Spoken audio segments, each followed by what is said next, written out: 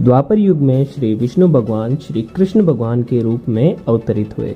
ये बात तो बहुत से लोग जानते हैं, लेकिन श्री कृष्ण भगवान परलोक धाम कैसे सिधारे, क्या ये बात आप जानते हैं कि कृष्ण भगवान की मृत्यु का कारण द्वापर युग में क्या था?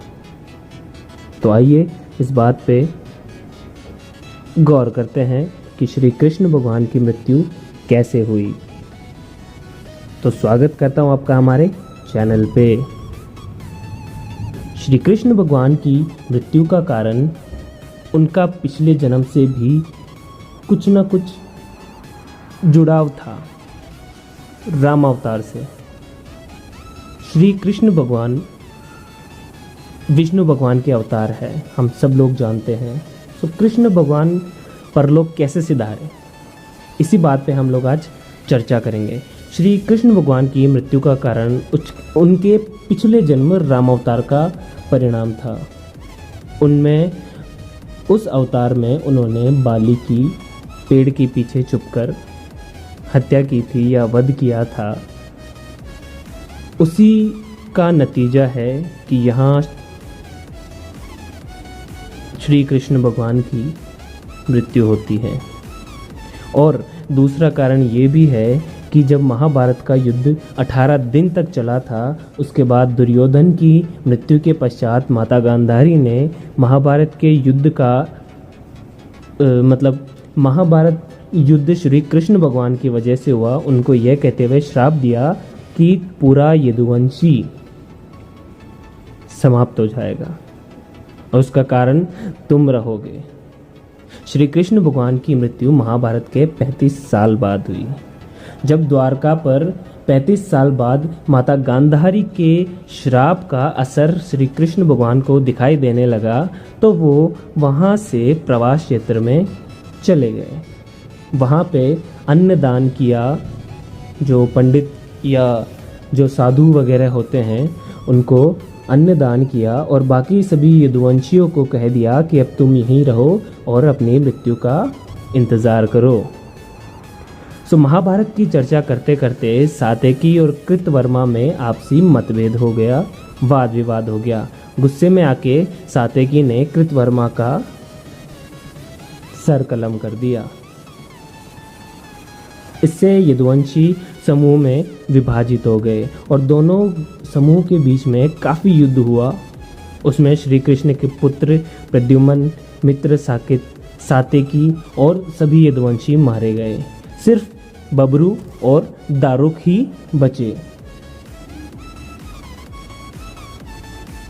इस सब के बाद बलराम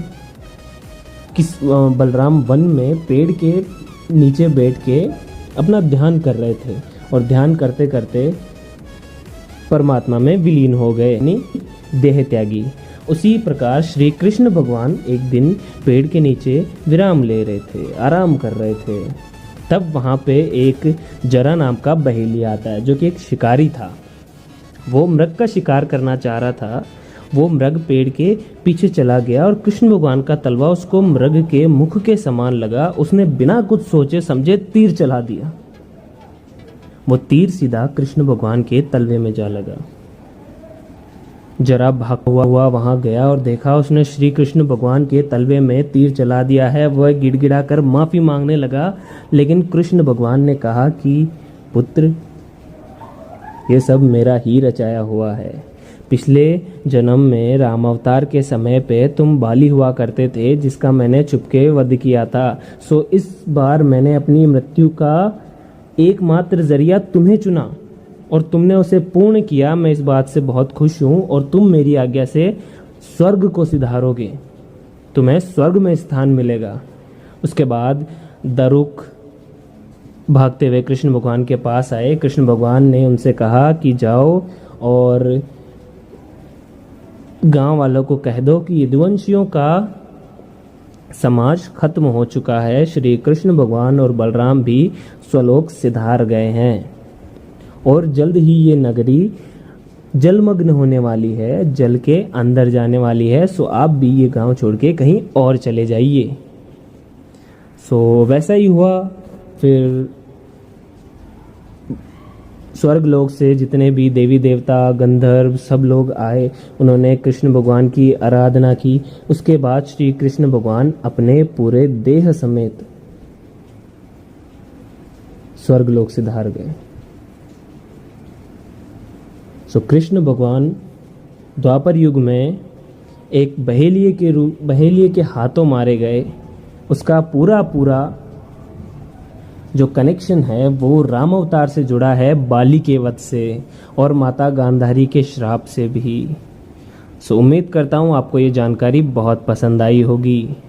और अगर हमसे कोई शिकायत है, हमारे लिए कोई सुझाव है, तो आप कमेंट बॉक्स में प्लीज़ हमें बता दीजिएगा।